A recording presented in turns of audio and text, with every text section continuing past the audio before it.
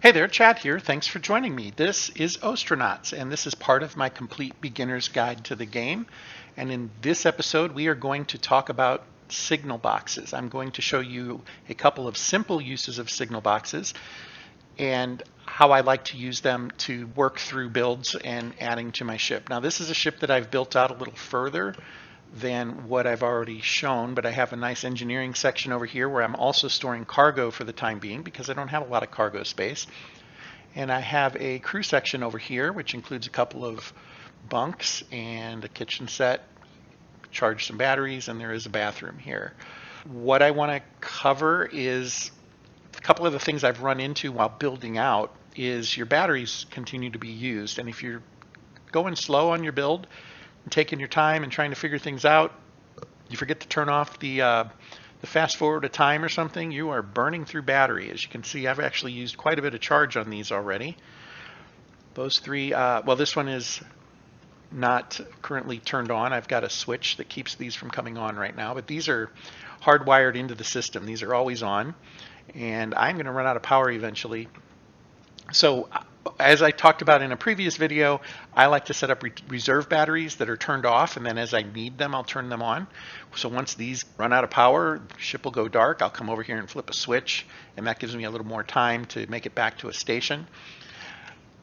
There are a few things you can do to limit the amount of power that is being used, though. And one of those things is you can turn lights on and off, and that will decrease the amount of power that's being used. Of course, if you turn the lights off, you can turn off other systems as well. And what I've run into a lot is what happens when you cut a hole in the floor and you're in void atmo. You get all the alarms going off and all your pumps start trying to flood the area with air, and I've found a way to deal with that using signal boxes. So let's get started on signal box. This is what they look like when you drop them on the floor. And I'm going to grab this one. They install just like a light or anything else. They have a control panel once you've got them in place. Require power. I'm going to, just for clarity, I'm going to put it here, but actually on this ship, I will end up putting it over these battery chargers because you can use the space underneath them. And so I'm going to do that. In fact, you might even be able to put them there. I hadn't even thought of that. But for now, to keep it clear, we're going to put one right here. We're just going to start with the one. Now, signal boxes are logical blocks, and you can stack them. You can link them together to do some very complex things. I'm not going to focus on that today. If I'm being entirely honest, I haven't come up with a reason to do that yet. But when we go to the control panel, it can look a little confusing because it has these logic ideas on it. It's got the ability to set a delay. What does that do? And it's got this and/or and NAND and NOR. These are computer programmer kind of terms. If you're familiar with that, great. If you're not, don't sweat it. We're going to set it to AND. We could set it to any of these. It won't matter because our simple use does not use any of this up here. Well, it does use this. It doesn't use this, though. So this signal box, think of it as a circuit breaker in a sense. A digital circuit breaker, though. We can turn everything off and we can turn everything back on using this. And you'll notice the lights will change a little bit, but right now we don't have anything connected to it. So to connect something, we're going to hit connect. And to start, we're going to connect lights and only lights.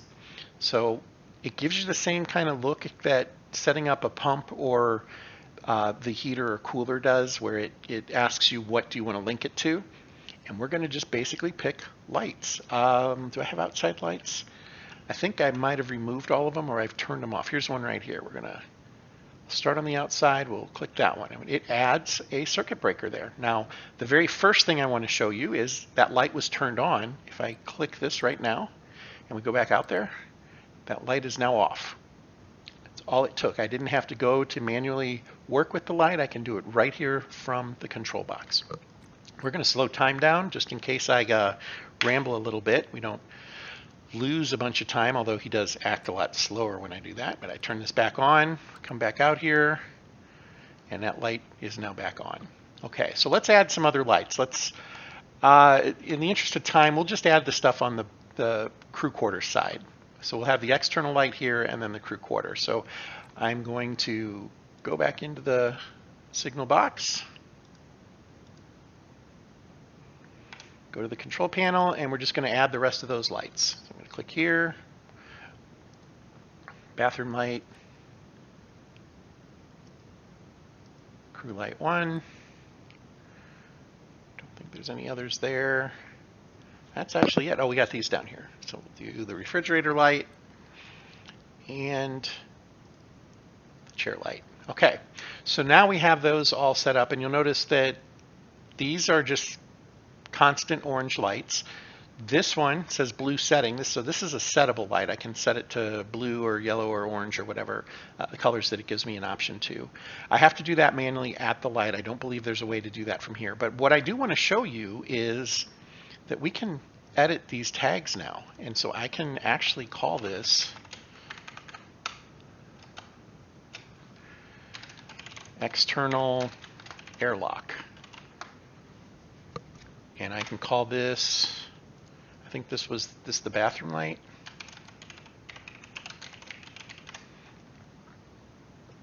I think this was the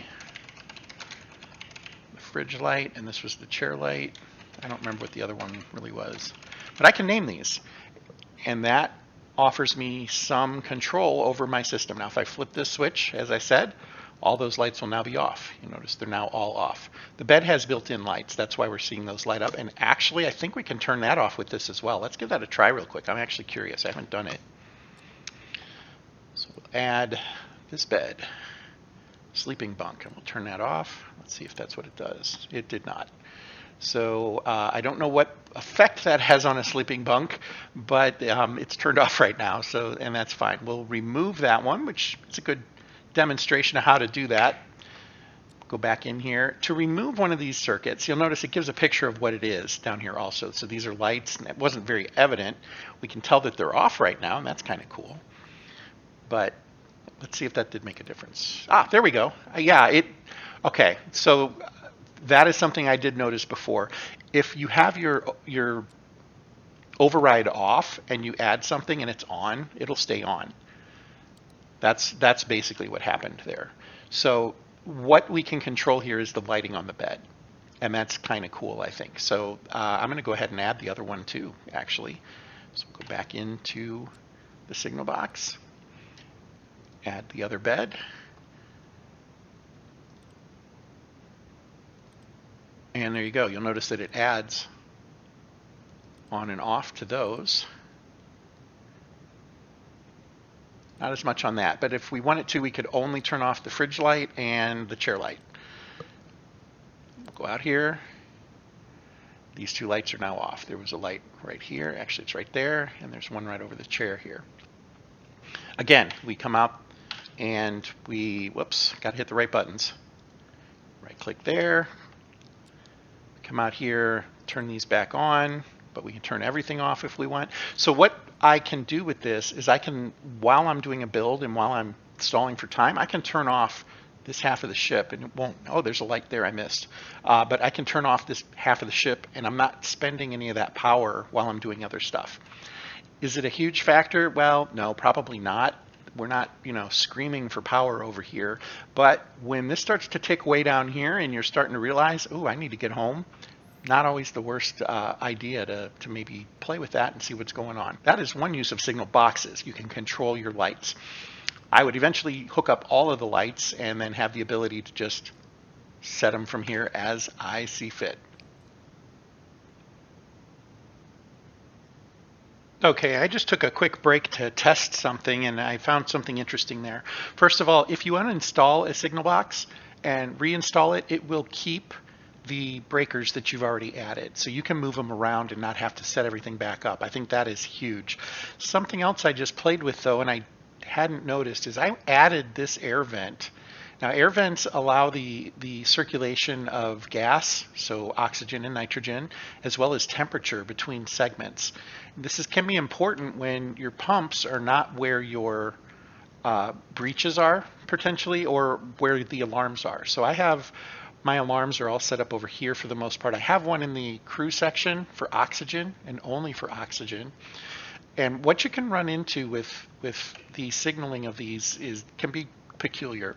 Without vents, a closed door is sealed. If there is low atmosphere here, there can be high atmosphere here. When the vents are open, and they're open when you see the fins, when you don't see the fins, they're closed. But when you see the fins, that means they're open. You can also right click on them and it will tell you. Air and whatnot will move between the segments, and that's the sections, and that's good. That's what you want. If I were to come over here though, and this were closed, and I breach this hull, pressure and temperature will leave here, but it'll all stay over here. This oxygen alarm is going to start going off. And if this oxygen alarm is connected to a pump, it will turn that pump on, and that pump is going to start to pump out oxygen, trying to recapture atmosphere over here, right? And so it's going to run and run and run, and that potentially could empty the oxygen. And the other thing you'll see is you'll get overpressurization. We normally want oxygen around 21 kPa. That's what's considered normal. It can go higher than that, but if you just turn on a pump, it's going to go up and up and up until the pump finishes emptying the tank, and then it will stop. The same thing happens when you have a signal coming from one of these alarms to something like a pump. It basically turns it on until the alarm is satisfied that it's back into its normal range. Now, I'm not aware of a way to set what the alarm considers its normal values, but the game has that set up for us already. We don't really have to mess with that. But until it meets its requirement, it'll continue to execute the signal between the two pieces. Okay, that was a lot of things to say. That the reason I have vents in here is to allow, for instance, if I breach the hull here and it starts to try to pump oxygen, eventually, once that hull is no longer breached, it'll start to repressurize this part of the ship. Now, the rest of the ship also will have depressurized because the vents are open. And I believe the vents will close on their own if they sense a sudden change in the pressure. And that's pretty cool. And that's something I'll experiment with and maybe put a video together on that. But the immediate thing I just discovered is you can turn the vents on and off here. And I didn't realize that because when I added it, it simply said open. And I'm like, okay, well, that makes sense. And you'll notice right now it's actually looks like it's closed. And so I didn't catch it right away. But then I cycled it, and now it says off, okay. And if I come out here and look, the fins are closed. And if I click on it, it says that it's off. That's great. If I come back in here and I click that, it's open, and the vents are open again. So I can actually control the vents here as well. Now that is less important for what I did with the lighting. You'll notice I did not rename my lights. I messed with them while I was kind of playing around with this a little bit. But upon adding this, that is very interesting to me because I can literally control the physical state of this by turning it on and off. And I was not aware of that. When you access it from its menu, you have open and close, not on and off. So it's closed. So I suppose what this is telling me is that if it is considered off, then it is closed. And that's great. But technically there's 3 statuses that I've seen: open, closed, and off. And I can control 2 of those, open and off, with a signal box. So that's important. The reason that becomes important is the second reason that I find these to be very useful. I'm going to install this one right next to the other one. And I'm going to show you what I have learned. Now, doing my build outs, I tend to, as you saw before, I tend to go outside and I'll build the floor and put the walls up, and then I'll cut a hole into the wall to put atmosphere in there and then to finish up, and we're good to go at that point. Sometimes you're going to want to do things like adding this cargo bay, for instance. You have to cut holes in the floor, you lose pressure. So what I tried to do here, and I failed at it miserably the first time I did it, I closed the door, and I don't think I had this oxygen alarm there, and I cut the hole so this depressurized, the temperature went way down, and I couldn't get it to repressurize because as I bounced through the door would only open for a second, and I had to hold it open. And then I forgot to reshut the door, and I came over and I did something else where I removed another piece of floor, and my pumps all ran through all their stuff, and I wasn't paying attention enough. I had the volume turned down, didn't hear the alarms going off saying, hey, you're losing atmosphere, and I ran out, and I couldn't repressurize because I ran out of everything. So one way to combat that is, again, shutting doors and then sealing off segments. I haven't figured out the best way to arrange things to make that really efficient, But here is what I can do. I can set up a signal box, and I can go to its control panel, and I can add my different alarms. So there's the CO2 alarm. That doesn't actually really do anything right now. The N2 alarm, which I do have connected to pumps. The O2 alarm, which I have connected to pumps. And the thermostat, which is connected to the heater and the cooler. Then I am going to go ahead and add this one just so it isn't annoying. It'll otherwise just go off to tell me that that there's a problem. Crew cabin is what I'm going to say, so that I know the difference in the two.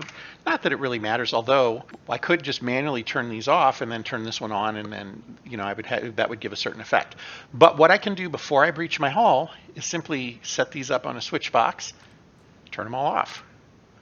My pressure, you'll notice, is fine, 75 and 22 with a good temperature of 23 Celsius. I'm now going to cut a hole in the floor here. I'm going to remember to put my helmet on this time because that's important. And we're going to cut a hole in the floor. And what we're going to see is as soon as that happens, pressure is just going to fly out of there and temperature will start to drop. There we go. Immediately no pressure. The low pressure alerts are going off for the vents. The vents closed on their own. Now this vent probably was already closed because I had toggled it up here, but this one closed on its own. It was open at the time. Now I did not put this vent on my, did I just open it? I'm not sure if I did. Okay, I might have messed that up. I might not have seen that in the state it was. We'll have to go back and review the video. But nonetheless, it's closed now. Air will not move. Once I reinstall this, right back in its same place. There we go. Saw that error message. I'm like, wait, am I holding something or what? Okay, so we're good there, but temperature continues to bleed, and that's because this vent is closed. We're going to reopen this vent on its own just to demonstrate the difference. So you saw airflow there, and right now temperature is balancing. I'm not sure if it's going up or not, though.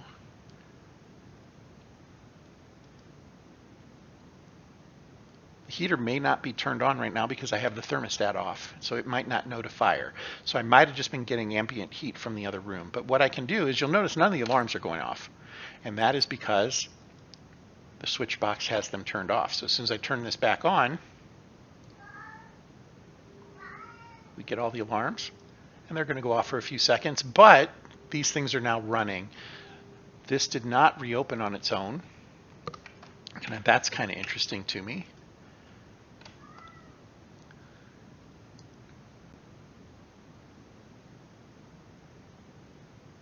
Oh, wrong one. I have to, that one's set up over here. You can set things up on more than one box, by the way.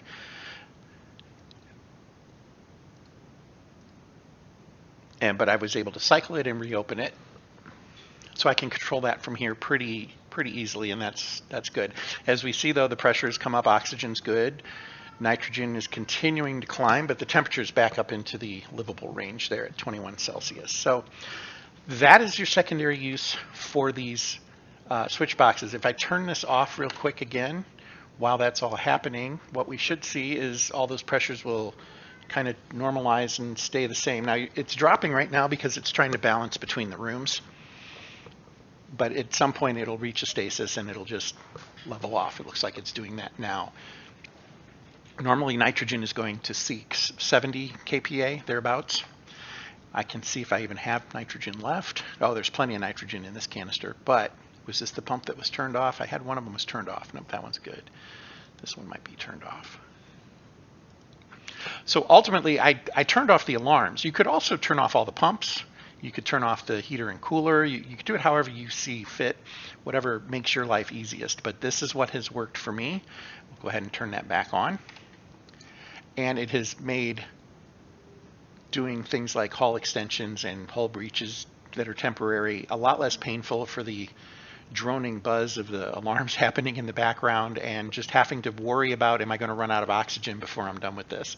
I can literally turn it off so it doesn't even try to move oxygen until I take off the EVA suit, turn these back on, and I have lost no resources there. One of the things about living in space is conservation of resources. We've learned that through our space expeditions, both with NASA and the private companies, but even other organizations, Roscosmos and ESA. Those are all going to tell you that resource conservation is extremely important in space travel. So this is how I try to conserve my oxygen and nitrogen while I am working on a build. I hope you found this helpful. Like I said, you can serialize these. You can link these so that they have complex abilities, and I'm going to see what I can learn about that and see where that might be useful. I simply haven't come up with a reason that I'd want that just yet. I suppose maybe one of the things you might want to do is like have a flashing light, like a navigation light. That might be something you could do, but that's kind of secondary for me right now. I don't see that as being something that's terribly important, and it certainly isn't helping me build my ship or advance my game. So there you have it. That is the basics of signal boxes, and I hope you found it useful. Thanks for watching, and until next time, fair travels.